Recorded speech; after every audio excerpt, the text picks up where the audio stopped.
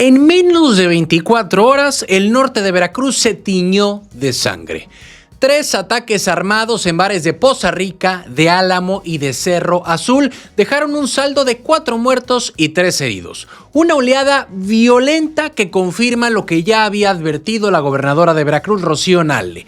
Todo responde a la pugna entre 2 grupos de la delincuencia organizada que se disputan la región. El propio Reyes Garcés, encargado de la Secretaría de Seguridad Pública del Estado, reconoció que se trató de ataques ligados a esta disputa. Y en Poza Rica, el alcalde Fernando Luis Remes, mejor conocido como el Pulpo Remes, aseguró que ya trabaja de la mano con las fuerzas estatales y federales para reforzar la seguridad en el municipio. El primero de los ataques ocurrió la noche del lunes en el bar La Brocheta en Poza Rica. Ahí fueron ejecutadas 2 personas identificadas como Roberto Julián y Aida, mientras otras más resultaron gravemente heridas. La agresión desató pánico en la colonia Cazones y para huir los atacantes dejaron tirados ponchallantas en la calle, afectando a los automovilistas que nada tenían que ver con esta ola de violencia. Minutos después, a solo 50 kilómetros de distancia, otro comando irrumpió en el bar Maribú en Álamo, Temapache,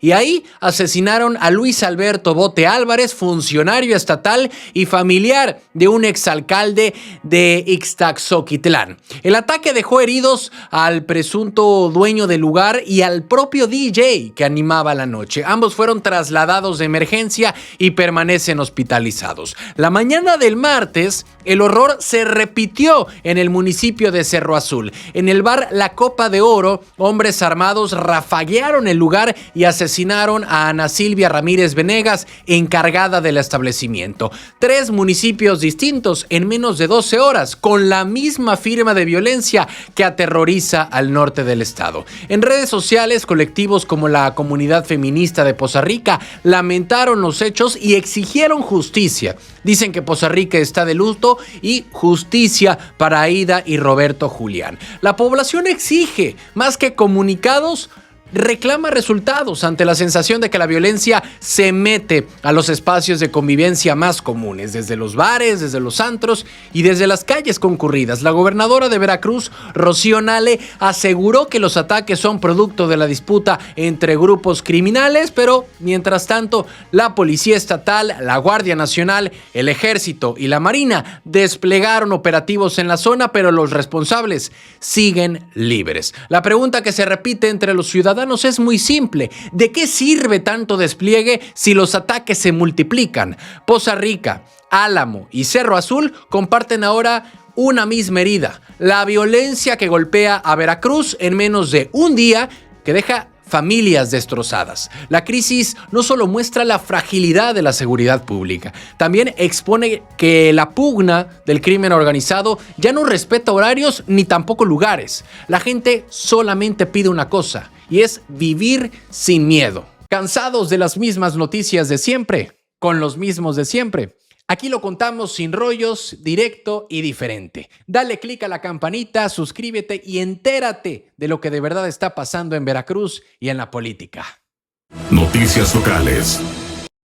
Hacienda le declara la guerra a los factureros. Sí, México presume estabilidad, bajo desempleo y control de la inflación. Pero en medio de estos buenos números hay un enemigo que amenaza la recaudación, y son las factureras. Y desde San Lázaro, el secretario de Hacienda pidió ayuda para enfrentarlas antes de subir un solo impuesto. Edgar Amador fue muy claro, dijo que el gobierno no tocará los impuestos mientras existan empresas y personas que usan facturas falsas para evadir al fisco. Pidió a los diputados aprobar reformas a la ley aduanera y al Código Fiscal de la Federación, con el argumento de que las autoridades necesitan más facultades para frenar a quienes se roban recursos públicos disfrazados de operaciones comerciales. Dice que no le van a dar el gusto de subir impuestos mientras los factureros sigan evadiendo. Lo dijo el secretario en un tono retador. Y aquí está el contexto. El paquete económico 2026 sí plantea aumentos de impuestos, sobre todo al IEPS en productos como refrescos, como tabaco, como apuestas apuestas e incluso videojuegos violentos. Pero para el secretario de Hacienda, pues dio un giro político. Puso el reflector sobre la evasión, diciendo que es inconcebible que los recursos terminen en bolsillos privados cuando deberían ir a Hacienda. En otras palabras, antes de cobrar más al ciudadano común, hay que tapar los hoyos por donde se fuga el dinero. El funcionario también reclamó que los legisladores no comparten el diagnóstico optimista del gobierno sobre la economía mexicana. Dice que mientras algunos diputados insisten en que el país necesita más ingresos vía impuestos, Amador defendió que el verdadero problema está en el comercio exterior y en la evasión aduanera. Les pidió apoyo para aprobar la reforma a la ley aduanera, para aprobar cambios al Código Fiscal y dar más herramientas legales a la recaudación. Y en medio de la confrontación, el secretario de Hacienda presumió cifras. Presumió el desempleo en 2.6%, mínimo histórico. También presumió la inflación controlada dentro del rango del Banco de México. La deuda nacional también está sostenible, sin riesgos a corto ni mediano plazo, y la estabilidad financiera con grado de inversión intacto. Además, destacó que el aumento al salario mínimo no destruyó empleos como muchos habían advertido. Al contrario, la economía siguió generando puestos de trabajo, y otro punto clave fue Petróleos Mexicanos, esa empresa que tanto dolor de cabeza le ha hecho al mexicano. Pero bueno, el secretario de Hacienda aseguró que por primera vez en 12 años, Pemex mejoró su calificación crediticia gracias a operaciones financieras que redujeron su deuda de 105,000 millones de dólares a 80,000 millones. Y lanzó un recordatorio político. Dijo que quienes endeudaron a Pemex no fueron los gobiernos de la Cuarta Transformación, sino los que estuvieron entre el 2008 y 2018, cuando la deuda creció más de 130%. Es decir, ahí le echó la bolita a Peña Nieto y a Calderón, porque detrás de los números y detrás de las frases, el mensaje del secretario fue político. Dijo que ellos no van a cargar más impuestos al pueblo y que la batalla está en las factureras. Dice que si quieren dinero, aprueben las reformas que den más facultades a Hacienda, y con esto busca colocar a la oposición en una disyuntiva: o apoyan la lucha contra la evasión o cargan el costo de frenar la recaudación. La comparecencia dejó más que cifras, dejó un debate abierto. ¿Es realista pensar que México puede aumentar su recaudación solo combatiendo a las factureras? ¿O tarde o temprano habrá que subir impuestos para mantener las finanzas públicas? El secretario de Hacienda presume estabilidad, presume crecimiento, pero al final la confianza de los ciudadanos no se mide en discursos, sino en cómo se sienten cuando pagan en la caja del súper o cargan gasolina. Mientras tanto, las factureras siguen siendo el fantasma que carcome la hacienda pública, esperando a ver si esta vez de verdad alguien se atreve a desmantelarlas. Noticias locales. Economía mexicana al borde del colapso. Sí. Mientras el gobierno presume estabilidad, el Fondo Monetario Internacional lanza un balde de agua fría. La economía mexicana se desacelera y no basta con ajustes fiscales. El organismo pide una reforma tributaria amplia y advierte que la deuda pública debe empezar a bajar ya.